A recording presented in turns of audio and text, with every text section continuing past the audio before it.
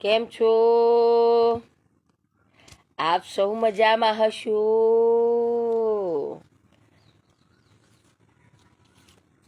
હું ભાટિયા પારુલ, ગામ મારું લુણાવાડા, જિલ્લો મારું મહીસાગર.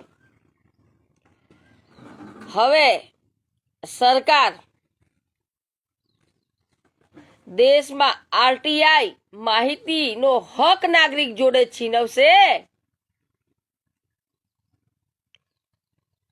તો પછી સરકારી દફતરની અંદર અને સરકાર પાસે કાળા ચિઠ્ઠાઓના ભંડાર હશે. તે કાળા ચિઠ્ઠાઓ દબાઈ જાય. સરકાર નાગરિક જોડે આરટીઆઈ માહિતીનો હક ક્યારે છીનવે? જ્યારે તેમના પાસે કાળા ચિઠ્ઠાઓનો રાજ હોય અને સરકારી બાબુઓ અન્યાય પર અન્યાય જનતા જોડે ખુલ્લેઆમ સરેઆમ નાગરિક જોડે કરશે. અને કોર્ટની અંદર આ હક છીનવાશે તો જનતાને ક્યારે પણ ન્યાય નહીં મળે. તો આ લોકડાઉનની અરે સોરી રોંગ નંબર સોરી તો આ લોકશાહીની અંદર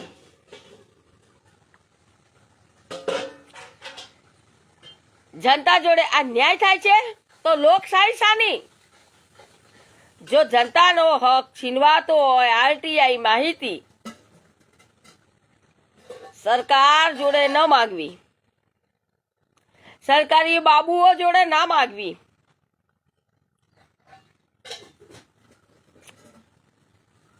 તો પછી કોર્ટ કચેરીઓ શું કામની? તો સોચો આજે કે દેશની અંદર કાળા ચિઠ્ઠા સરકારના કેટલા હશે? આજે દેશમાં આવા હક નાગરિકના જો છીનવાય તો આ સરકારને શું માનવું? સરકારને જનતા ચૂની લાવી છે કે સરકાર જનતાને ચૂની લાવી છે? આજે દરેક નાગરિકને મારો સવાલ છે, કયા હકથી નાગરિકનો અવાજ દબાવવાની કોશિશો ચાલે છે? કયા હકથી આરટીઆઈ માહિતીનો હક છીનવાય છે? તો એવું તો શું કર્યું છે સરકારે? તો આજે દેશની નાગરિકનો અવાજ તથા આરટીઆઈ માંગવાનો હક છીનવાય છે અને એમાંય ન્યૂઝ અધિકારીના મોઢે દહીં જામી જાય છે અને સરકારી બાબુઓ મનમાની કરતા રહે છે.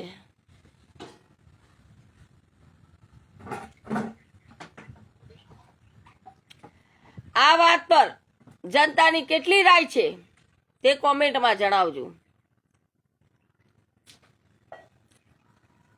અને દેશની અંદર સરકારને સવાલ પૂછવો તે અન્યાય છે? દેશની જનતા જ્યારે સરકાર જોડે સવાલ કેમ ઉઠાવે? સરકારને સવાલ કેમ કરવા પડે?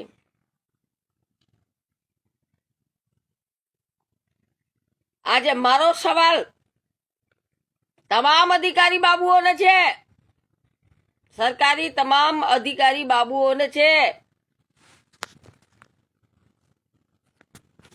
આ સમજાય છે જનતાને કે આ સરકારી બાબુઓનો બચાવ કરવા માટે આજે સરકાર જનતાનો આરટીઆઈ હક છીનવી રહેલા છે. તો આ ક્યાંનો ન્યાય છે? આના પર કોણ જવાબ લેશે? સંસદ કે પછી સુપ્રીમ કોર્ટ?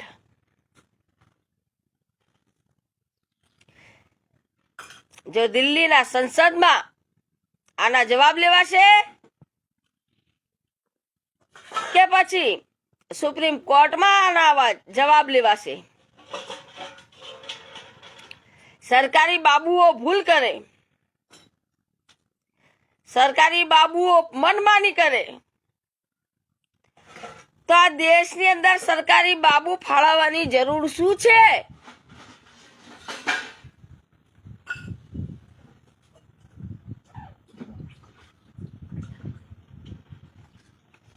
આ લોકશાહીની અંદર આ લોકશાહીનું અપમાન છે.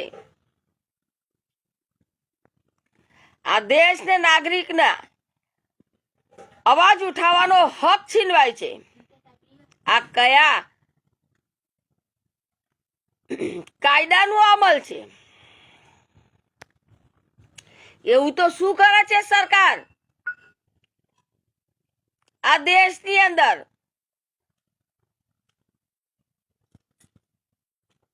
અને જે સવાલ કરે તેને માનહાનિ.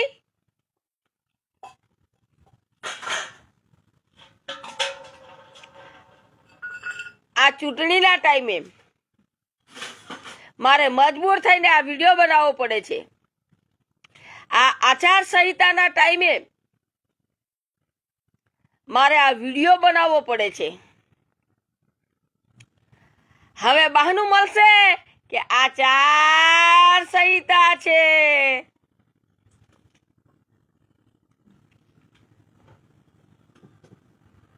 અરે દેશની જનતા જાગી જાઓ. આ સરકાર આપણને ક્યાં લઈ જાય છે જરા સમજો. અને કોમેન્ટોમાં તો અંધભક્તો કાયનું કાય લખે છે, જાણે કે એમની મા બેન દીકરીઓને મા બેન દીકરીઓને સવાલ કરતા હોય તેવા કોમેન્ટો લખે. અરે સરકારને સવાલ કરીએ તો મરચું લાગે અંધભક્તોને પહેલા. અરે સરકાર તમને રિશ્વત આપે છે અને કોમેન્ટો એવી લખે કે જેથી નારી હોય તો બદનામ થાય. બસ આ ફેંકું ચંદોની પાસે બીજું કામ જ શું છે?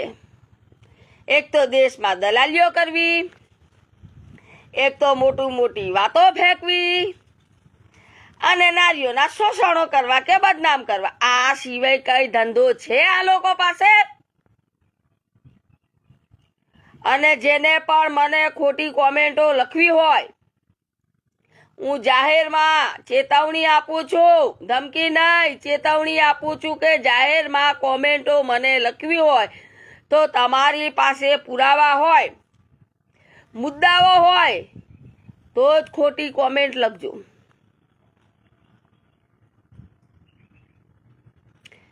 અરે આ કોમેન્ટો લખવા વાળા શું જાણે છે મારા વિશે?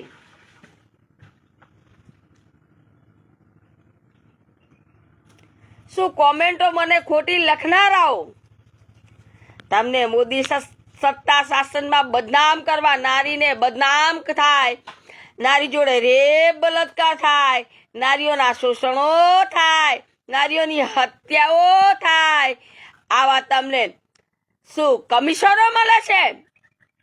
કયા હકથી નારીઓને બદનામ કરો છો? કયો અધિકાર છે તમારી પાસે?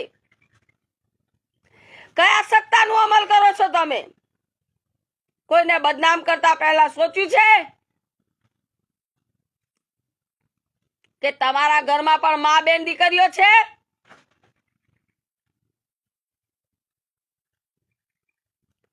આટલા બધા નીચ હરકત પર કરી ગયેલા છો? હે શરમ આવી જોઈએ. કોમેન્ટો ખોટી લખતા શરમ આવી જોઈએ.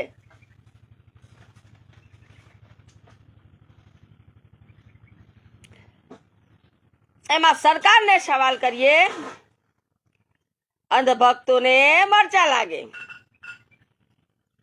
સરકારને સવાલ કરીએ, સરકારી બાબુઓને મરચા લાગે. તો શું કામ કરો છો ખોટા કામ? શું કામ કરો છો અન્યાય? એક તો અન્યાય પર અન્યાય કરવા છે અને શાણા બનવું છે. આમે બધા જાણે જ છે. સત્ય બોલે તેને ખોટા કેસોમાં ફસાવા, સાચું કહે, પુરાવા સાચા હોય તો મુદ્દાઓ અફે દફે કરવા, સાચા સબૂતોનો નાશ કરવો, આરટીઆઈ માહિતીઓનો નાશ કરવો. સાચું કહે તેને બોમ્બ બ્લાસ્ટથી ઉડાવવા, સાચું કહે તેને ગેરકાનૂની વસ્તુથી ફસાવવા, સાચું કહે તેને બદનામ જેવા આક્ષેપો કરવા. હવે એક અંધભક્તએ એટલી ખતરનાક કોમેન્ટ કરી છે કે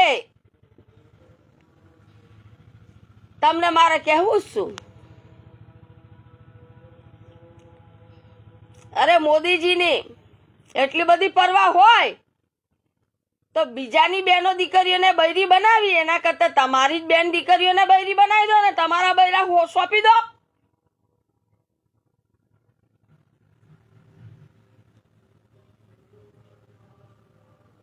શું કામ બીજી બેન દીકરીઓ પર નજર બગાડો છો?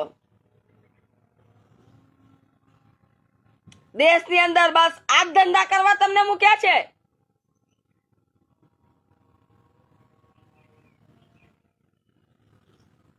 અરે શરમ આવી જોઈએ નરાધમો, શરમ આવી જોઈએ. કોઈની બેન દીકરીઓ પર આંગળી છીંચતા શરમ આવી જોઈએ.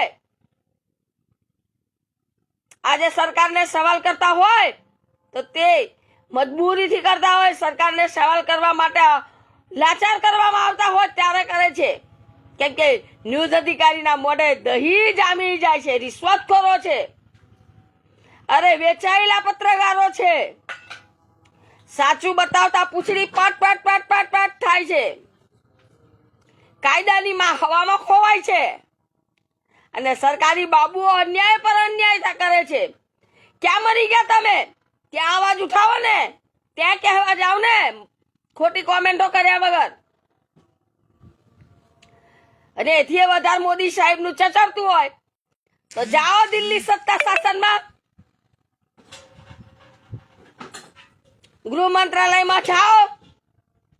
ગુજરાતી સમજવા સાહેબ નથી ફાળવેલા, જાઓ ત્યાં બોલો.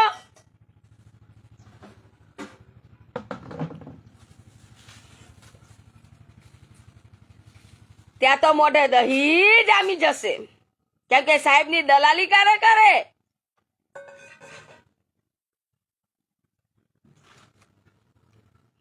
મોદીજી દેશના પ્રધાનમંત્રી છે એટલે મનમાની કરશે જનતા જોડે.